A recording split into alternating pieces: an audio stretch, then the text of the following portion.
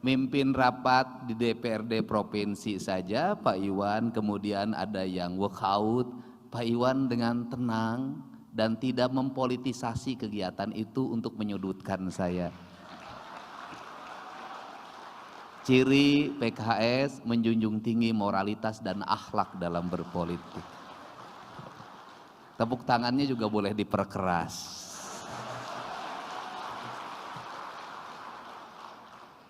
Yang saya hormati Dewan Pimpinan Pusat DPP Partai Keadilan Sejahtera, ini kalau dari nama kayaknya orang Banten, Haji TB Sumanjaya. Ada. TB itu salah satu gelar dari bangsawan Banten pada masanya. Dan sahabat-sahabat saya, ini ada teman saya Komisi 4 yang sampai sekarang masih tetap selamat. Kalau ngomong di Komisi 4 paling kritis dan tidak bisa diajak kompromi, sehingga kelihatan badannya masih kurus sampai hari ini. Dana kunjungan daerah pemilihannya ngalir pada kader-kadernya. Tepuk tangan ya. Ini juga sahabat lama, dulu saya bupati, beliau sudah wakil ketua DPRD provinsi. Yang nolongin saya karena waktu itu bantuan gubernur untuk daerah Purwakarta 0. Bapak yang nolongin saya waktu itu. Terima kasih, masih orang Bogor, bangsawan Sunda, cuman tidak pakai TB. Ada yang daerah pemilihan Purwakarta juga ya, Purwakarta, Kerawang, Bekasi, saya ucapkan terima kasih. Mohon kalau Teh Neti, terima kasih, salam buat Kang Aher. Kang Aher ini gubernur 2 periode yang banyak meletakkan kerangka dasar kebutuhan dasar publik. Saya mengaku itu. Banyak bangun SMA, banyak bangun SMK, banyak bangun rumah sakit. Kemudian saya ketika jadi bupati, saya ingat betul ada acara di Bojong, pembinaan keluarga berencana. Ibu itu paling aktif di Posyandu. Cuman hari ini mohon maaf PKK-nya tidak ada, Bu. Mudah-mudahan aja di PKS dapat gitu loh.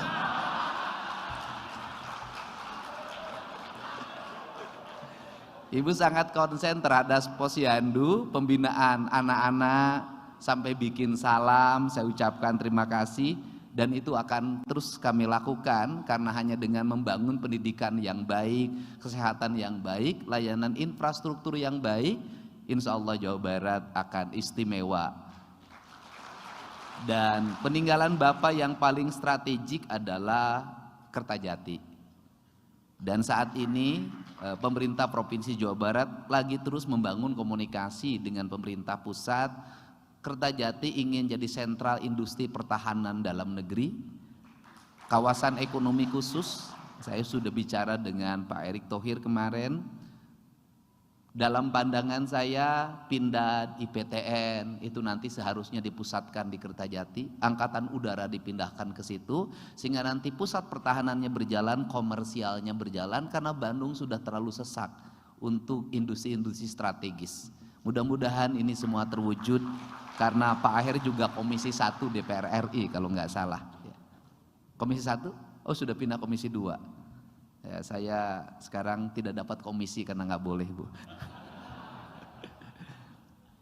Kemudian saya ucapkan terima kasih pada orang tua saya, kalau sekarang karena di pusat, Ketua Badan Pembina Pejabat Publik DPP PKS, Dr. Haji Haruswandaru. Terima kasih, Pak. Nyariosna Sunda, tadi diajakan nyarios Sunda, alhamdulillah. Abdi mah tong boro nyarita Bang, ngimpi we Sunda abdi mah. Kemudian yang saya hormati Ketua Dewan Pimpinan Wilayah DPW PKS Provinsi Jawa Barat, Kang Iwan Suryawan. Pokoknya ka urang Jawa Barat kabeh kudu nyaho Ketua PKS teh Jawa Barat teh Kang Iwan ayeuna teh. Bager pisan. Nyaah ka istri lagi Kang Iwan maka tingali. Dukanya duka sieun. Dan beliau tuh enak banget, ternyata istrinya berkunjung ke kampung saya, baru ngeliatin tadi. Nih si Ece kesana, kawan kunaon karek bebeja ayeuna, kan waktu paripurna kesananya. Alhamdulillah eta, sina sorangan dilepaskeun. Wanian emang istri anggota PKS mah sorangan ge. Kemudian Dewan Pimpinan Tingkat Wilayah periode 2020-2025 saya ucapkan terima kasih, dan periode 2025-2029. Kemudian Dewan Pimpinan Tingkat Daerah Kabupaten Kota periode 2020 sampai 2025 dan 2025 sampai 2029. Saya ucapkan terima kasih. Jadi kader itu yang paling berat, jadi kader yang paling bawah. Sina ngurus saksi, sina melakukan penggalangan. Itu betul Pak. Aika bagian DPR RI itu wae. Tapi PKS mah senantiasa konsisten pada partai yang berorientasi pada keadilan dan kesejahteraan. Bagi kader PKS siapapun yang menjabat itu tidak penting. Yang penting bisa amanah terhadap apa yang menjadi keyakinan dan perjuangannya. Saya ucapkan terima kasih pada kawan-kawan, sahabat-sahabat, ada yang dari Partai Gerindra, saya ucapkan terima kasih. Partai Kebangkitan Bangsa, Akang Nuhun, Partai Demokrat, kemudian Partai PDI Perjuangan, saya ucapkan terima kasih. Bapak mewakili Partai Golkar atau pura-pura mewakili, saya tidak tahu. Ya kita anggap aja mewakili Partai Golkar Provinsi Jawa Barat lah. Soalnya kalau saya nyebutkan kepada yang terhormat Dewan Pimpinan Daerah DPD Partai Golkar Provinsi Jawa Barat, takut besok ada yang telepon, Kang Dedi dia tidak mewakili DPD loh, dia datang atas kehendak dirinya sendiri. Ya pokoknya datang aja ya, pokoknya semua adalah sahabat saya. Mohon maaf saya mah tukang cana lah, tukang heureuy. Karena orang Sunda itu manajemen politiknya itu dua, heureuy dede. Heureuy itu artinya tertawa, dedeh artinya menangis. Orang Sunda itu tidak jauh dari dua hal, tertawa dan menangis. Kemudian kalau saya melihat dan mencermati apa yang disampaikan oleh Ketua DPW PKS tadi, dia menyampaikan begini filosofinya, kalau kita ingin sukses dalam politik, ambillah kaidah Sunda. Apa itu? Politisi itu aya dua hukum, nyangagogog, nyamantog. Apa itu? Dia mau ngomong dan mau menjalankan, mau melaksanakan. Politisi itu kadang jadi tukang ketik surat, kadang jadi tukang cetak spanduk, kadang harus membagikan kemana-mana. Karena politisi itu nggak ada strukturnya. Setiap orang setara dan harus punya inisiatif. Siapa yang paling banyak inisiatifnya, maka dia akan memiliki efek elektoral yang paling tinggi. Itu. Tetapi tidak cukup ngagogoknya mantok. Ini yang berat. Apa itu? Kudu hade congcot, hade bacot.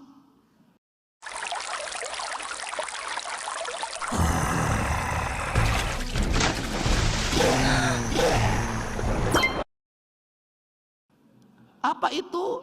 Harus rajin memberi dan rajin bicara. Bagi kader, kalau rajin bicara saya bisa Pak, terlatih, pelebah merek Pak.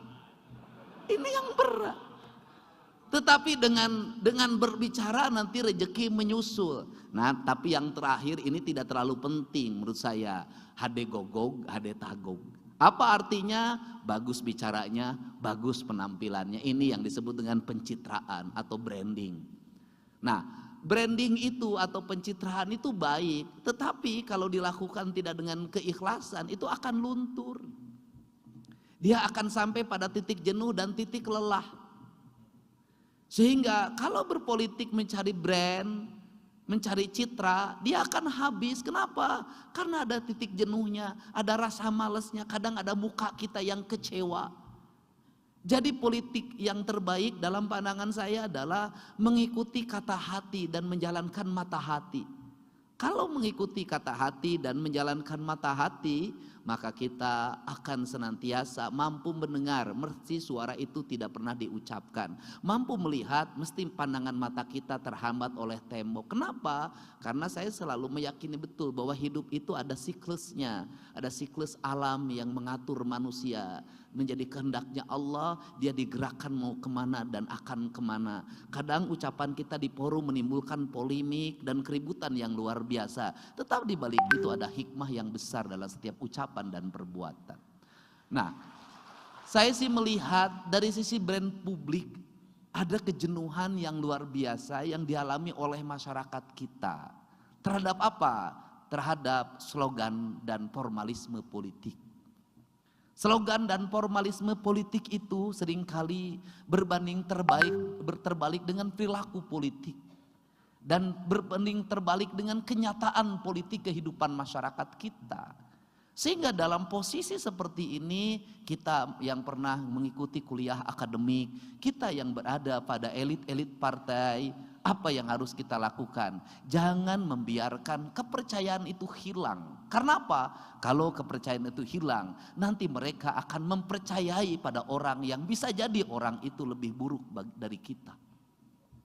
Untuk itu maka tidak ada jalan lain bagi kita kecuali secara bersama-sama, dan ini selalu menjadi spiritnya Partai Keadilan Sejahtera, yaitu kalau ingin mewujudkan keadilan dan ingin mewujudkan kesejahteraan, tidak ada jalan lain bagi kita kecuali dengan cara membangun transparansi dan akuntabilitas. Transparansi apa? Menceritakan apa yang menjadi isi kandungan pekerjaan kita secara terbuka pada masyarakat.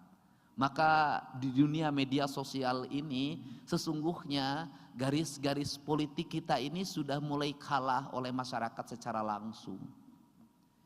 Omongan-omongan orang yang punya mimbar dan punya podium udah kalah dengan speak up publik yang spontan.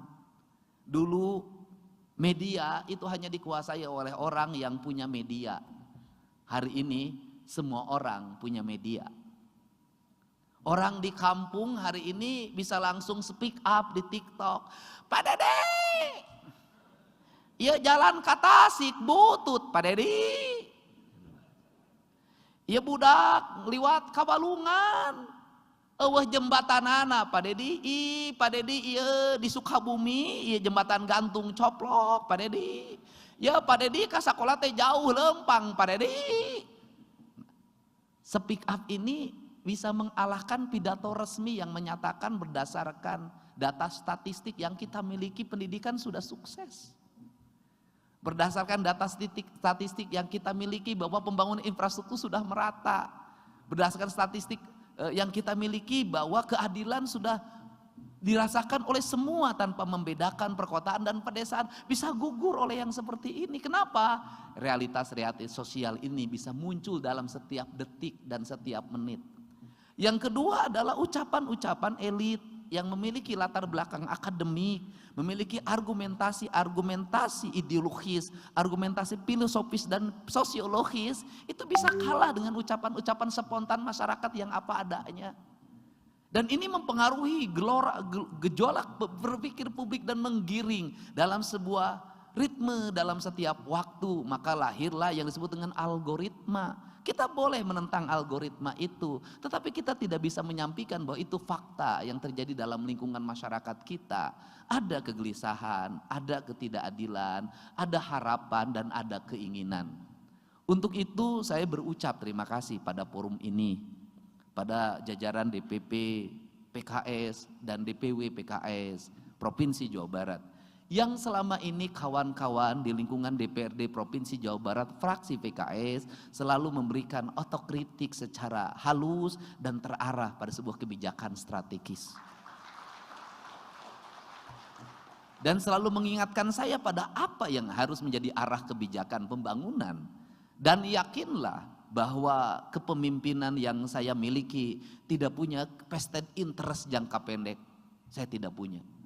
Saya tidak punya kepemimpinan golongan. Saya tidak punya kepemimpinan elitis. Itu saya buktikan ketika saya jadi gubernur. Tidak ada yang namanya staf ahli dan tenaga ahli yang berangkat dari lingkaran politik saya. Jabatan-jabatan strategik yang termasuk komisaris segala macam saya lepas, biarkan publik yang menilai lewat sebuah sistem profesionalisme yang dibangun.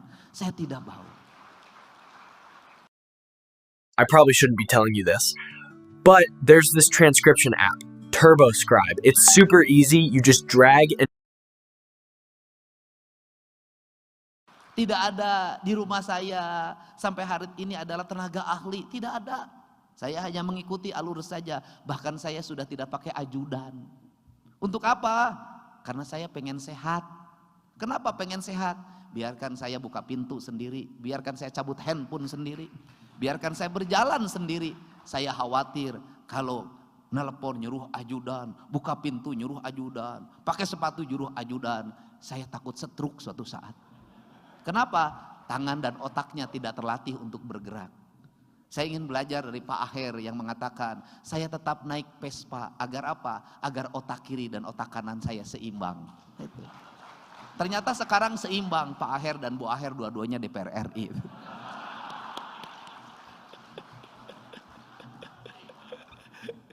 Nah, ini yang dimaksud sebenarnya. Sehingga kalau tadi Pak Ketua menyampaikan pada saya di WA sangat cepat, ya memang handphone saya hidup Pak. Itu tiap hari nih saya dapat lapor nih baru nih. Ini laporan dari pengacara Kang Gub, alhamdulillah korban malpraktek di Kabupaten Sukabumi sudah mendapat kompensasi 450 juta.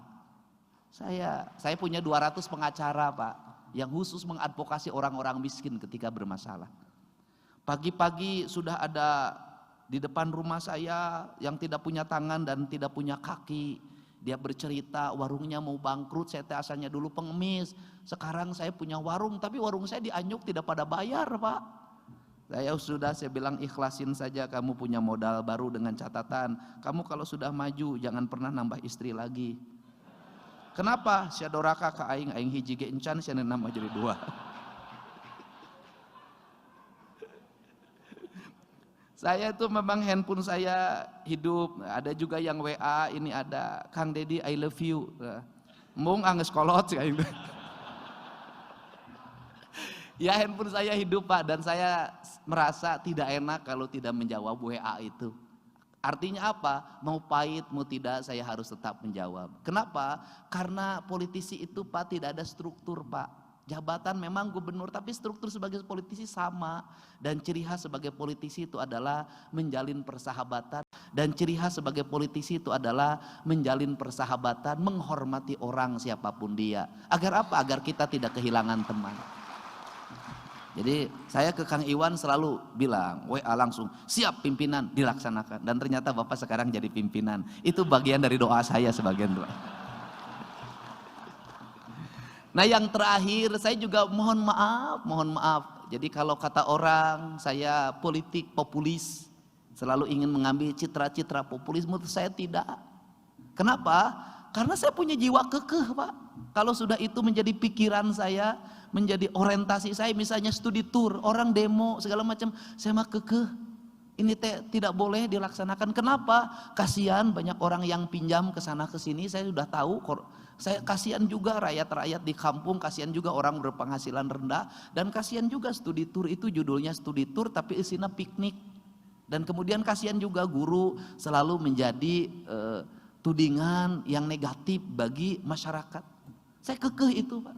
Dan alhamdulillah yang kemarin saya sudah bertemu memberikan penjelasan. Akhirnya tadinya katanya demonya mau besok, demonya juga sudah dibatalkan. Itu kekeh. Saya kekeh juga bahwa orang-orang harus sekolah. Daripada nanti ribut di media sosial. Karena urusan sekolah itu dua mata pedang. Kenapa? Kalau kemarin saya tidak membuka ruang yang boleh 50 orang, tetap saja gubernur akan menjadi sasaran kemarahan. Kenapa? Karena 47.000 orang tidak terima sekolah. Dan itu kepala desa itu sudah bawa pasukan datang ke sekolah, nyamuk ke kepala sekolah, saya bangun tempat ini tanahnya dari saya, kenapa di kampung saya tidak diterima, aing mau urusan, kudu katerima kabeh. Pasti begitu Pak. Dan itu nanti akan ada video yang menggambarkan bagaimana orang berjalan dari rumah seperti kasus di Bogor 2 tahun yang lalu, diukur. Itu kan zonasinya katanya saya kurang 30 meter, ternyata lebih, ini cukup, ribut Pak. Nah akhirnya saya milih yang mungkin pilihan itu adalah pilihan buruk dari yang terburuk. Sudah, tambah kelasnya. Kemudian apa solusinya? Panas, tambah AC. Kemudian apa solusinya? Percepat pembangunan ruang kelas baru, percepat rekrutmen guru baru sehingga tahun depan mereka sudah kembali ke zona nyaman. Gak ada pilihan. Barak gak ada pilihan Pak, karena kenakalannya sudah dibunuh. Gak ada pilihan. Penyakitnya, Ibu Neti, penyakitnya anak-anak itu spilis, HIV. Gak ada pilihan bagi saya kecuali merubah dengan cepat, rubah mindset. Setelah itu, ini bahan kajian teman-teman. Apa? Setelah mereka pulih dan kemudian mereka menjadi anak-anak yang siap hidup dengan baik di lingkungan masyarakat, orang tuanya ada yang tidak datang menjemput. Ada yang anaknya depresi, nggak mau pulang ke rumah karena berhadapan dengan orang tua yang tidak nyaman, bertengkar dalam setiap hari. Akhirnya saya memutuskan, udah tinggal di provinsi, nanti ada unit-unit layanan, Anda kembali tempat di sini, bersekolah saja di Bandung, nggak usah pulang ke rumah. Sampai ada yang ngancam bunuh diri saya, kalau pulang ke rumah saya mau bunuh diri Pak Deddy. Ini rakyat kita. Dan ternyata relung itu sangat kuat, luar biasa. Dan itu hanya bisa dijalani dengan apa? Dengan kita rajin bermedia sosial, baca itu tiap hari, apa isi komen, apa yang terjadi, peristiwa apa yang terjadi, sehingga saya lebih dulu cepat tahu dibanding dengan kepala dinas. Dan kemudian teman-teman di daerah boleh WA pada saya, Anda sampaikan apa problemnya, dan ini harus dilakukan. Dan ini akut, problem ini 54 juta penduduk di dalam sebuah wilayah yang hari ini orang tidak punya tanah untuk bangun rumah, dempet-dempet sempit-sempit, termasuk Ibu Neti hari ini apa yang terjadi pada anak-anak kita. Di rumah saya Pak, nauzubillah hampir tiap hari orang mengadu minta dilindungi anak-anak di bawah usia 7 tahun, 6 tahun mengalami pelecehan seksual. Saya harus gerak cepat koordinasi dengan Polda, dengan Polres, tangkap. Dan itu mohon maaf menodai agama kita. Sudah puluhan yang dilakukan oleh oknum guru ngaji atau pimpinan pondok. Dan itu banyak di tempat saya, catatannya sangat banyak. Nah ini harus segera, berarti ada problem sosial yang akut, yang harus diselesaikan. Kenapa? Apa sih ini penyebabnya? Rata-rata yang mengalami itu adalah ibunya yang pergi menjadi tenaga kerja luar negeri. Anaknya dititipin di kakeknya, dikerjain oleh kakeknya, dititipin di pamannya, oleh pamannya. Kemudian bentuk rumah Pak, bentuk rumah yang tanpa kamar lagi, mereka tidur di situ bareng, itu juga menimbulkan problem. Sehingga saya ngomong tentang keluarga berencana, tentang rehab rumah segala macam. Ini problem, anak-anak tergeletak di situ, kakeknya tidur di sini, ini problem. Yang ngadu itu udah ribuan yang korbannya, apalagi yang tidak ngadu banyak sekali. Dan ini misi dakwah kita, misi gerakan-gerakan yang dilakukan untuk segera merecovery dan mengobati hati-hati yang terluka ini bisa dilakukan. Kenapa? Karena kita sudah mendeklir diri bahwa Jawa Barat ini adalah provinsi yang memiliki spirit religiusitas. Jangan sampai religiusnya bertentangan dengan kenyataan dalam lingkungan masyarakat kita. Semoga kerangka berpikir ini menjadi kerangka pijak kita. Dan saya sangat senang bisa bersama-sama Partai Keadilan Sejahtera di Provinsi Jawa Barat untuk bersama-sama mengoptimalkan, mendayagunakan seluruh anggaran Provinsi Jawa Barat untuk kepentingan rakyat Jawa Barat. Dan saya mengucapkan terima kasih atas dukungan jajaran pimpinan PKS. Kita bisa melakukan realokasi anggaran dengan anggaran yang sangat luar biasa, anggaran ruang kelas yang 0 kemudian berubah mendekati angka 1 triliun, jalan dari 400-an menjadi 2,6 triliun, listrik dari hanya 10-20-an berubah menjadi 400-an, PJU yang dulu saya tahu pasang PJU itu 1,5 nggak ada lagi, terus sebulan hilang akinya paeh.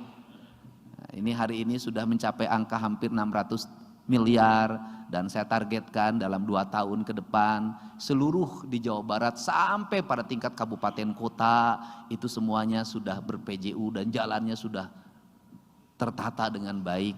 Saya mentargetkan irigasi, ini Pak Slamet, Kita nggak bisa ketahanan pangan kalau irigasinya tidak diperhatikan. Dan kita hampir di Jawa Barat ini hampir 5 tahun tidak pernah mendapat alokasi dari provinsi untuk bangun irigasi. Mengandalkan anggaran pusat. Hari ini sudah menyentuh angka hampir 400 miliar. Daerah Bekasi, kota Bekasi yang basisnya PKS sudah mulai ditata sungainya, sudah mulai bersih. Dan gitu, dan ya sudahlah. Dan saya ingin pembangunan melahirkan rasa adil. Dan yang terakhir, kita tidak mungkin semua daerah jadi industri, Pak. Nanti stres semua kalau daerah jadi industri. Tidak mungkin semua daerah jadi kawasan perdagangan, perumahan, pemukiman, tidak mungkin. Harus tetap ada namanya Cianjur Selatan, Garut Selatan, kemudian Sukabumi, kemudian Pangandaran, semua harus ada. Ciamis semua harus ada. Maka saya sampaikan pimpinan dan semua yang hadir para anggota DPRD Provinsi, di 2026 ini kami ingin merumuskan yaitu keadilan fiskal. Daerah penghasil air, daerah penghasil oksigen, daerah yang terdiri dari hutan, itu mendapat fiskal yang baik untuk pembangunan infrastruktur daerahnya. Sehingga lahir rasa adil. Lahir rasa adil. Dan mudah-mudahan seluruh rangkaian ini merupakan ibadah pada Allah Subhanahu wa taala. Dan saya bukanlah pemimpin yang sempurna, tetapi saya adalah pemimpin yang banyak salahnya, dan saya terbuka pada siapapun untuk dikoreksi.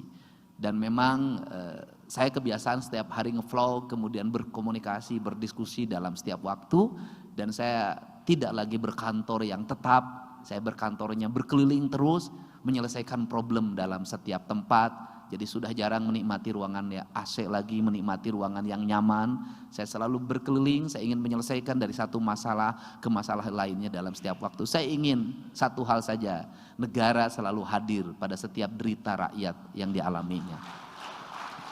Dan saya juga terbuka untuk diajak oleh para anggota fraksi PKS baik kabupaten kota maupun provinsi untuk hadir bersama-sama menyerap aspirasi masyarakat dan menyelesaikannya secara solutif.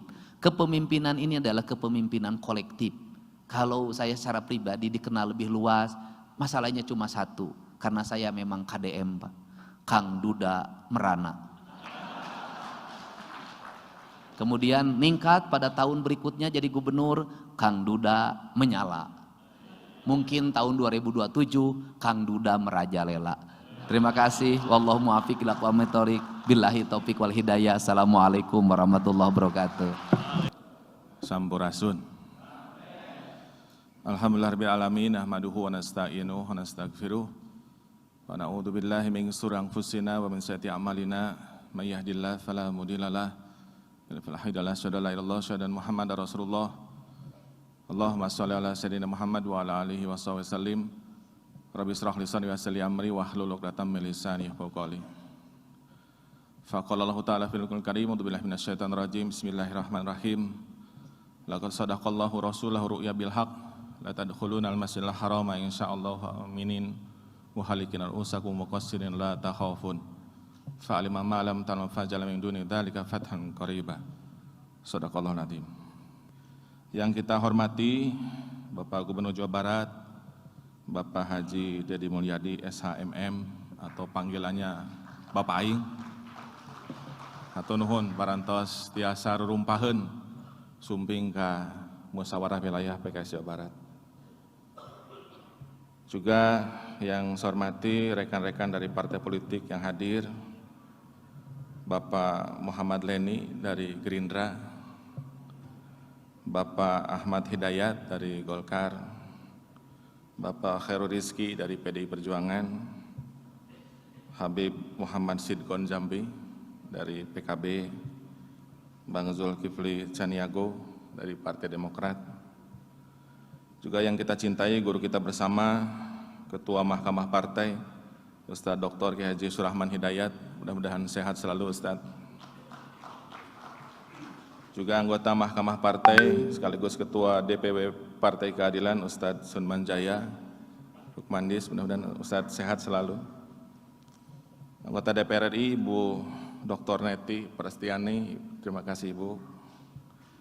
Juga Bapak Dr. Haji Ahmad Ru'yat yang beliau sebelumnya adalah Ketua BPW Banjabar. Juga Bapak Dr. Selamat Bapak Jalal Abdul Nasir, terima kasih. Dan juga DPTW periode 2025-2030 yang baru saja dilantik, wabil khusus Abah Aing, Kang Iwan Suryawan, Ketua DSW Ustadz Dr. Aang Kufaini, Ketua MPW Kang Ridwan Solihin, serta seluruh jajaran, rekan-rekan DPTW 2020-2025, anggota DPTD 2020-2025 dan DPTD 2025-2030, pengurus MPW, DPW, DSW yang baru saja dilantik. Hari ini adalah hari yang bersejarah, hari yang istimewa, karena tadi juga ada sambutan dari gubernur yang istimewa. Mudah-mudahan Jawa Barat istimewa bisa terwujud. Tadi Pak Gub amanat dari Presiden PKS agar seluruh jajaran PKS di tingkat provinsi, di tingkat kota kabupaten bersinergi dengan para kepala daerah, baik di tingkat provinsi ataupun tingkat kabupaten. Karena tidak ada oposisi di daerah. Kita, teman-teman di DPRD Provinsi adalah penyelenggara pemerintahan bersama Pak Gub. Ngan wayahna, karena gubernurnya istimewa, antum juga harus istimewa. Jangan sampai antum terlalu jauh ketinggalan dari Pak Gubernur. Wayahna harus mengikuti gaya Pak Gubernur. Walaupun tidak usah jadi Pak Gubernur dan mual kuat. Jadi saya minta lanjutkan ya yang sudah baik, bersinergi dengan pemerintah Provinsi Jawa Barat, lanjutkan. Dan jangan takut dengan pendukungnya Pak Gubernur. Ya, kalau ada yang perlu diperbaiki, ada yang harus diluruskan, karena kita sayang sama Pak Gubernur, sampaikan. Baik secara pribadi atau melalui WA kepada beliau. Karena tadi seperti disampaikan Pak Gub, saya sangat setuju. Tidak ada manusia yang sempurna. Kita ini tempatnya salah dan lupa. Makanya saya minta teman-teman DPRD Provinsi Jawa Barat dari fraksi PKS, kawal Pak Gubernur supaya dia sukses jadi Gubernur Jawa Barat. Masalah pilkada engke aya waktuna. Sekarang mah dukung beliau, kritik kalau memang ada yang perlu dikritik, dan tidak usah gengsi, kalau bagus dukung. Jangan beda-beda partai jadi ngadukung gitu. Nah, ini saya kira yang saya ingin sampaikan. Karena tugas kita sebagai anggota partai, sebagai pengurus partai, sebagai pejabat publik adalah diberikan amanah. Karena tidak semua orang jadi pejabat publik, tidak semua orang jadi pengurus partai. Tugas kita adalah mencari keridhaan Allah Subhanahu wa Ta'ala dengan melayani masyarakat. Saya kira banyak yang harus kita pelajari. Sebagai Partai Keadilan Sejahtera yang alhamdulillah Allah Subhanahu wa Ta'ala berikan amanat saat ini 12 kursi DPR RI, kita masih harus banyak belajar. 19 kursi DPRD Provinsi kita syukuri, tapi kita masih harus banyak belajar. 180 kursi DPRD Kota Kabupaten yang tadi disampaikan Abah Iwan, tetap kita harus belajar, kita belum sempurna. Oleh karena itu maka Muswil ini harus menjadi ajang bagi kita untuk bersama-sama saling belajar, berkolaborasi. Karena kalau sudah tidak ada yang perlu kita pelajari, PKS kursinya sudah banyak. Sudah menjadi nomor 1 di Jawa Barat, sudah nomor 1 di Indonesia. Karena kita masih papan tengah, masih 8,46%, artinya banyak yang harus kita pelajari. Oleh karena itu jangan gengsi belajar dari siapapun. Belajar dari teman-teman kita di PDI Perjuangan, dari PKB, dari Golkar, dari Demokrat. Kita sama-sama melayani masyarakat. Yang penting bagi kita adalah tidak ada kemenangan tanpa pertolongan Allah Subhanahu wa Ta'ala. Tetapi pertolongan dari Allah Subhanahu wa Ta'ala tidak akan diberikan cuma-cuma. Allah akan menguji ini kira-kira syaratnya terpenuhi atau tidak. Saya ingin ceritakan 2 kisah, mudah-mudahan kita bisa ambil hikmahnya. Yang pertama adalah kisah Gatot Kaca Gugur. Jadi dalam kisah Mahabharata, pelindung Pandawa yang menjadi simbol kebenaran itu adalah Gatot Kaca, anaknya Bima. Sementara di Kurawa, semua kekuatan ada di Kurawa. Resi Bisma ada di Kurawa, Resi Drona ada di Kurawa, Adipati Karna ada di Kurawa. Besar anggotanya, ada 1000 lebih. Dan Pandawa dalam konteks sumber daya banyak keterbatasan. Dia dibantu oleh Batara Krishna. Andalan Pandawa adalah Arjuna. Kalau Arjuna terbunuh, maka selesai Pandawa itu. Maka Batara Krishna bicara kepada Gatot Kaca bahwa kamu harus membuat Adipati Karna itu mengeluarkan senjata konta. Senjata konta itu kalau ditembakkan 1 kali, maka Arjuna akan mati atau siapapun akan mati. Tapi hanya 1 kali tembak. Krishna bicara dengan Gatot Kaca, akhirnya Gatot Kaca menyadari perannya. Bisa saja dia pikir harus dia yang menjadi Raja Hastinapura berikutnya. Tapi dia rela melaksanakan tugas yang mungkin tidak populer. Akhirnya dia serang Adipati Karna itu sampai Adipati Karna marah dan kemudian kontanya diluncurkan. Dan ketika konta diluncurkan, Gatot Kacanya gugur. Baru Adipati Karna menyadari bahwa kontanya sudah dilepaskan, tadinya buat Arjuna. Akhirnya Pandawa bisa jadi menang. Jadi kadang-kadang tidak harus kita yang jadi pahlawannya. Tidak harus kita yang populer. Mungkin kejayaan dan kemenangan itu Allah berikan karena kita sangat ikhlas. Kita doakan Pak Gubernur menjadi salah seorang pemimpin yang ikhlas. Tugas kita itu bukan menjadi bupati seumur hidup, jadi gubernur seumur hidup, jadi presiden seumur hidup, bukan. Tugas kita itu dengan apa yang Allah berikan kepada kita, pengurus DPTW yang baru, DPTD nanti akan dilantik di Musda, Allah ridho dan urusan kita selesai. Tidak harus kita yang jadi pahlawan. Mungkin ada beda dengan teori Pak Gubernur, tapi saya melihat ada persamaan di situ. Cerita yang kedua adalah suatu hari Khalifah Umar, mungkin Pak Gubernur juga niru Khalifah Umar mungkin ya, suka keluar, ditemani hanya sama asistennya.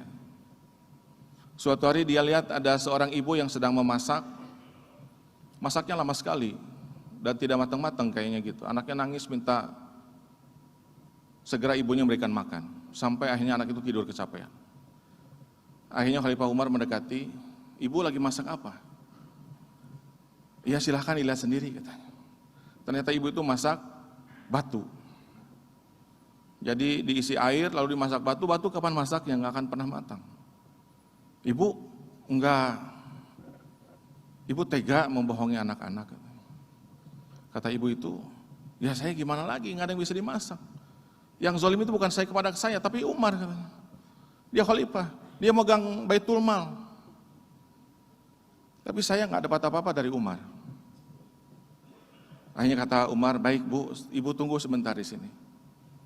Akhirnya dia kembali ke Baitul Mal, lalu dia bawa tepung, bawa daging, bawa semua susu, minyak dia bawa. Mau dewa sama ajudannya, kata Umar, jangan. Kamu sekarang bawakan urusan saya, nanti di akhirat kita masing-masing. Akhirnya dimasak sama Umar, dan anaknya dibangunkan dan makan. Kata ibu, terima kasih Tuhan. Tuhan jauh lebih baik daripada Umar. Katanya. Kalau Tuhan namanya siapa? Ya saya Umar. Katanya. Nah jadi Bapak Ibu rahimakumullah, jadilah para pejabat publik seperti Umar bin Khattab. Jadilah pengurus partai yang seperti Umar bin Khattab. Kalau Umar bin Khattab itu sudah dijamin masuk surga, kita belum.